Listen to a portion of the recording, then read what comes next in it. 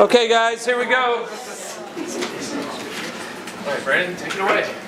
All right. For myself, I can remember the day that I graduated high school. It was basically the same temperature it is now. It was on a football field. We were not allowed to do it inside, so there was not the benefits of air conditioning. It was kind of in the same dress majority of us presenting today are in now, but we also had cap and gowns on, which means it's essentially a sauna inside there. Now, for a lot of us, we're going to be in about 2 weeks graduating as well.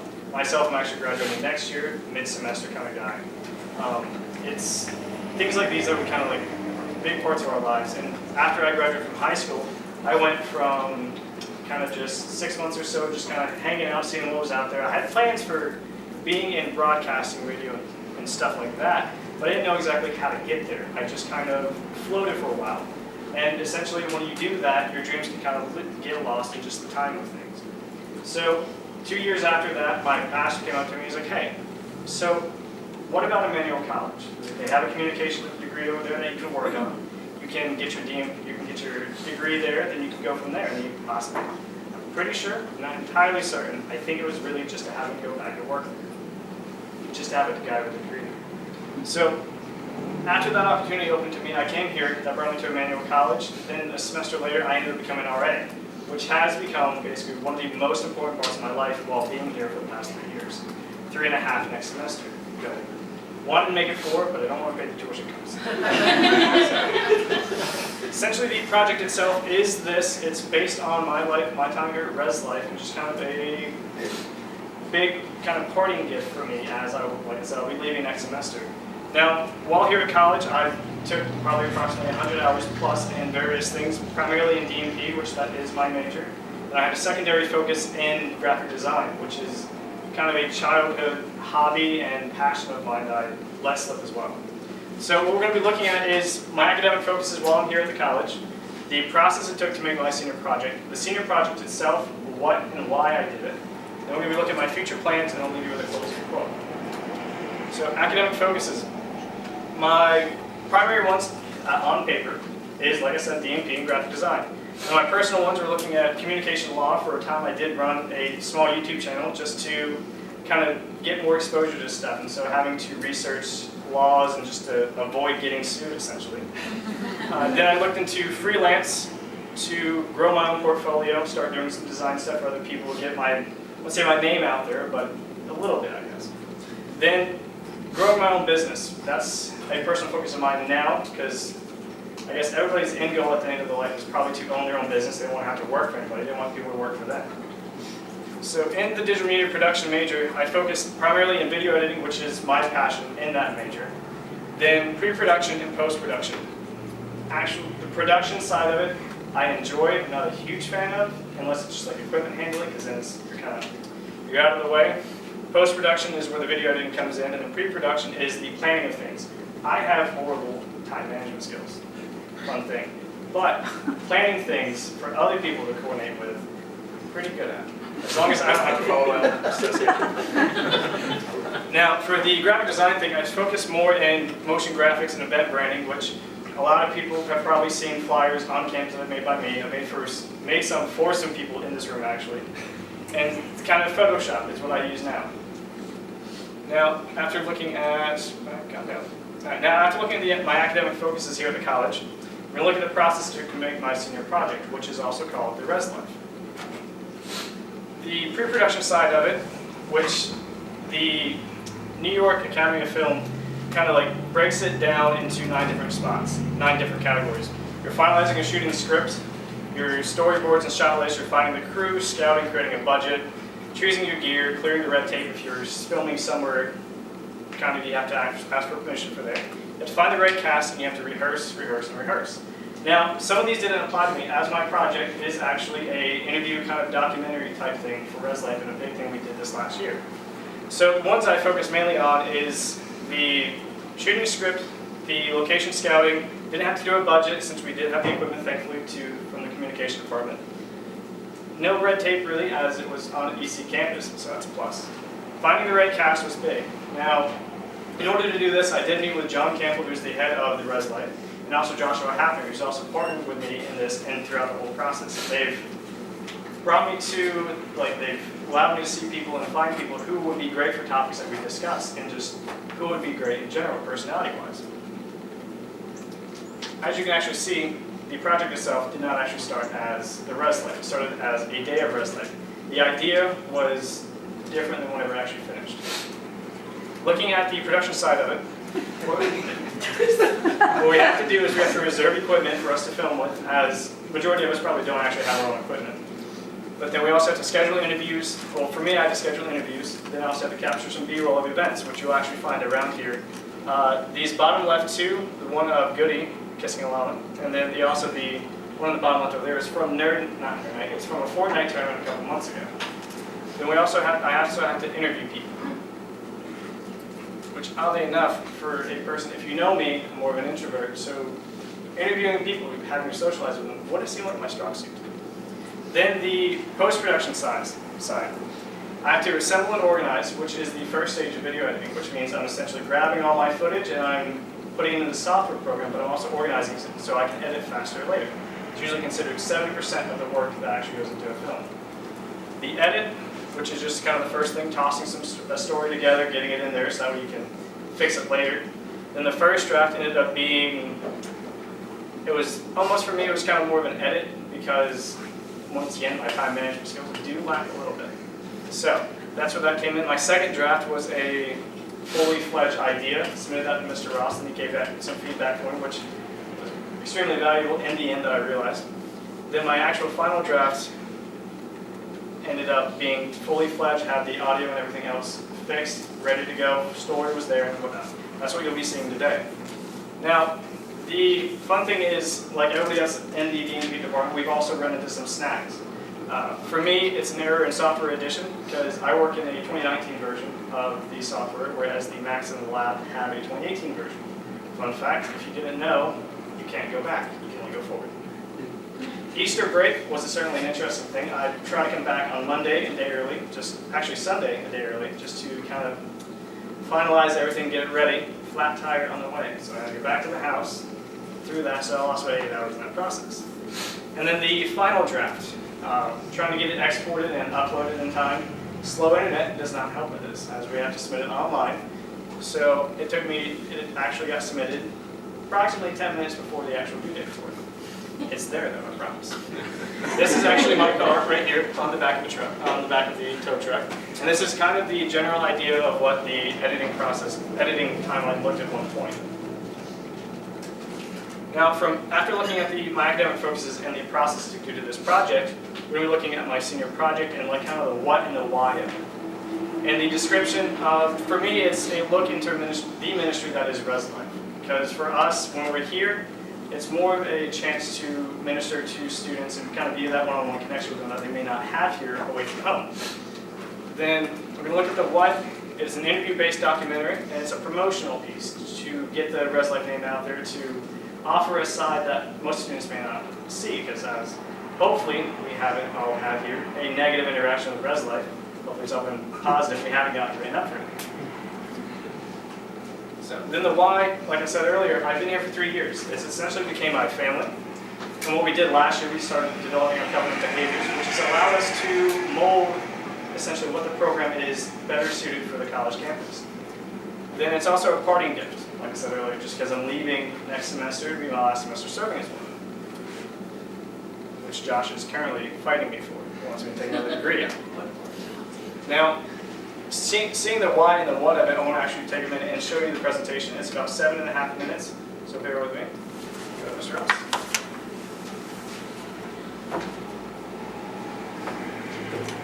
Yeah.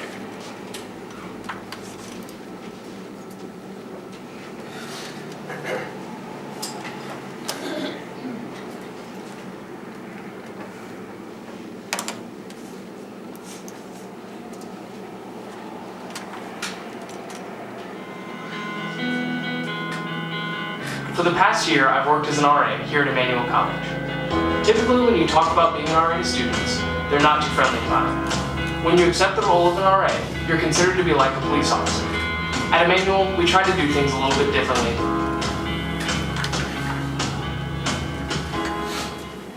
In 2018, the Res Life team began to put together what we consider the core habits or covenant behaviors that we felt were important for us to have. First of all, lead together. Second, make it about Jesus. 3, stay fit. 4, make choices and not allowances. 5, own what is, seek what could be. And 6, inhabit the extra mile. It is these behaviors that make the Res Life program what it is and what we hope it to be. So making it about Jesus is asking the Holy Spirit, how can we redeem this time and what we do? Anything from recreation to just playing music or even playing foosball or a board game. How can I invite the Holy Spirit into this moment? How can I invite the Holy Spirit into this moment in order to glorify His name and to for His glory and for our good? Lead together is exactly what it says. I know this may sound redundant, but leading together is doing things as a team, not trying to do everything by yourself, not trying to be Superman, but really leaning on each other and using each other's strength to balance out the weaknesses within your group. Not everyone's going to have it all together, and not everybody's going to be able to do each job as well as the other one. I think I'm very good at building community, whereas Christopher Dunlap is excellent at organization. So he definitely helps me in that aspect and helps me grow. A huge step in being a great leader is learning what the bare minimum is and going above and beyond that. Being in a leadership role, we aspire to influence others to do the same by being role models to them. A great practice in life is to aspire to be above average by going farther than the average person. Going the extra mile has meant really coming out of my comfort zone and doing stuff for my residents, like being more extroverted that I wouldn't have felt comfortable with. So I think going the extra mile looks different for every single person, but I think it's really easy for residents in your dorm to see you going the extra mile. Like a lot of the time they can see you making the extra effort. And I think that's what is most important. So far, we've looked at the role that faith has in the RA position, the importance of working alongside your team and putting in that little extra effort to go beyond what's expected. These 3 can seem like a lot of work by themselves, which is why you have to follow the 4th covenant behavior and stay fit. Hey Kelly. Hey Alec, how are you? And what are you up to? I'm just going over the covenant behaviors. Oh, I just remembered. I've got practice. Can you take over for me? Yeah, totally. Which one are you on again? We're going over the 4th one. Stay fit, the one about mental health and physical health? Yeah. Awesome, thank you. One of the main priorities as an RA is not only your residents, but also yourself. It is important to stay in tip-top shape, both mentally and physically. Otherwise, your work can suffer. Be sure to know your limitations, know how to recharge your battery, and know yourself. A way I think that other people could stay physically fit or mentally fit would probably be, since this is a Christian school, encouraging them in their word is just probably listening to some worship music. That's probably the easiest for me. Since I'm an education major, I have to commute to my locations that I'm at. And so oftentimes I'll either put on a sermon on my way there and just listen and retain the word and, take those tidbits and try to apply them into what I'm about to do that day. Or I'll just listen to some worship music while I'm doing homework, and that just really calms me, because being in the position that I am, you get under a lot of stress and a lot of pressure. So during that time when I'm listening to that music, declaring the words that they're saying, like, God will deliver me, God is with me, God is always with me, just things like that. And so that's what I would do. It's easy as the college years go on to just get caught up in going through the motions. The challenge as we develop into leaders is to avoid just that. The 5th behavior, make choices, not allowances, focuses on it. Consider thermometer versus thermostat. Thermometer, you measure the atmosphere around you and react accordingly. But with a thermostat, you deliberately set the atmosphere of the room. So when I think about make choices, not allowances, you kind of have to dissect both parts and then combine them. So to make a choice is to choose something definitive, something that you're not going to back out on, something that you're not going to change when your feelings change. It's a choice and you're sticking to it. Whereas to make an allowance is to do that, backing out. To say, yeah, this is where I hold myself, this is the choice that I'm making, but today I'm not really feeling it, so I'm not not going to stick to that choice. So to make a choice, not an allowance, is to be definitive in your decisions and to hold yourself to that decision or that standard for yourself, and not make any allowance regardless of your feelings or how your day went. Our last code of behavior, own what is, seek what could be, considers the present, and looks to the future. We are to take responsibility of our actions and our current situations, but we don't settle. When we were brainstorming these covenant behaviors with all of the RAs and all of the RDs, on our poster boards we kept seeing words like creativity come up, words like improvement, and being futuristic thinkers, but there was also words like loyalty and ownership. So we wanted to try to combine those two concepts together and create a covenant behavior that summed up both the idea of taking responsibility for who we are now and loving who we are now, but also being people who take responsibility for who we're becoming. So it's a fusing of the ideas of own who you are currently, be proud of who you are currently, love who you are currently, be the best at who you are currently, but also remember that leaders seek to add value. Leaders seek to leave things better than the way they found them. So that's kind of the idea, is loving who we are currently, taking responsibility for who we are currently, and also loving who we're becoming and taking responsibility for who we're becoming. As you can hopefully see, the Res Life program is not simply an organization that enforces policies on UC campus. Yes, there can be RAs who do believe that that's all they are here for overall. But from looking at our covenant behaviors and the impact they have had on an RD and some RAs, I hope that you can see this as more of a ministry. Remember, we are a family.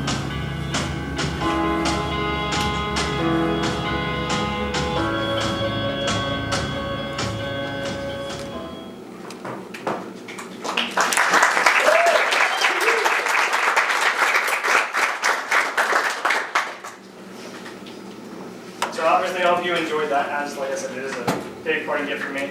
Now what I want to look towards is my future plans, just kind of give you a little tidbit. So in the future, I promised my pastor, I was like, hey, he asked me, he's like, what are your plans after college? I told him, I was like, I'm going to give you, I was like, for sure you're going to have 2 years of me being local, which means essentially I'm going to be there dedicated to our video ministry to promote that and get it up to speed where we need it to be. After that, I'm going to be looking to travel freelance because in those 2 years, I'm going to be bivocational, preferably working in Charlotte, North Carolina, because I live back in North Carolina. So that way I can travel freelance at some point, which is everyone loves travel. And then at the end goal, probably when I'm 60 or 70, what I'm looking to do is operate a nonprofit organization where it provides services or education like what we have provided here to children and teens that don't have the access to finances to have this kind of education. And after looking at all these things, my academic focus is the process of my senior project and also my future plans. I'll leave you with this closing quote from Ralph Waldo Emerson. To know even one life has breathed easier because you have lived, this is to have succeeded. As for me, a big factor in my life is being a servant at heart, and that's how I go throughout life. And Ralph Waldo Emerson, I think, sums it up pretty good, is to know that somebody else's has breathed easier because of your actions does mean, I think, makes your life a lot more valuable. Thank you. Any questions? Yes, Dan? What do you think the biggest thing you've learned from Res Life over the past years? As an independent worker or just like strong independent personality, it's collaboration with other people. It's because I can put in so much work, but it still may not be as good as like somebody else can put in, or I just might put like strain myself to where I'm sleeping in my bed for 2 days. So, any other ones? Thank you, JD. Which one of those habits are kind of like your personal favorite, or the one that you enjoy being consistent with? Pretty good.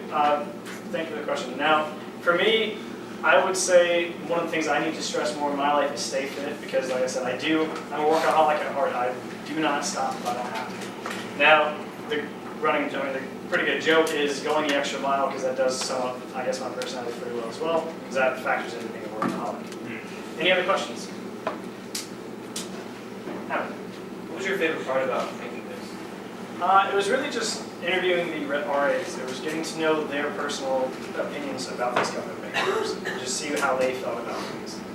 Thank you. Any other questions? Thank you. All right, good job, Brandon.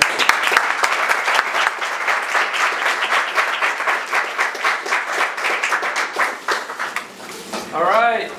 Thank you, Brandon. Up next, we have AJ Phillips. He will be showing us a music video.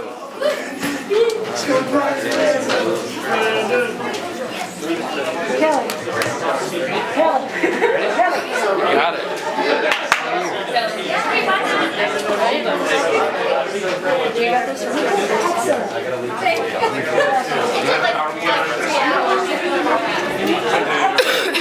Josh. You know Jack in your truck?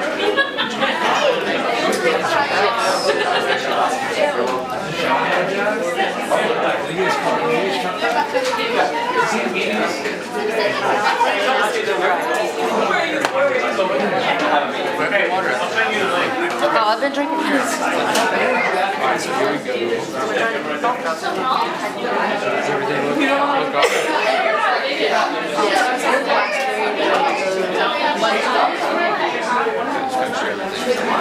Just cue me when you just,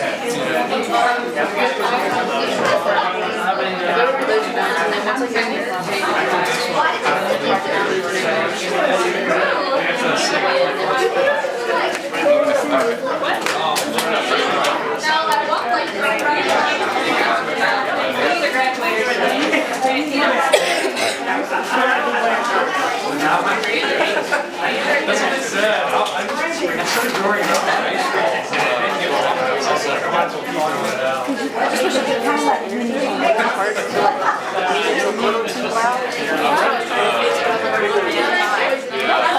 You can just do it normal. Alright, let's see. We're about to go, okay? What's that?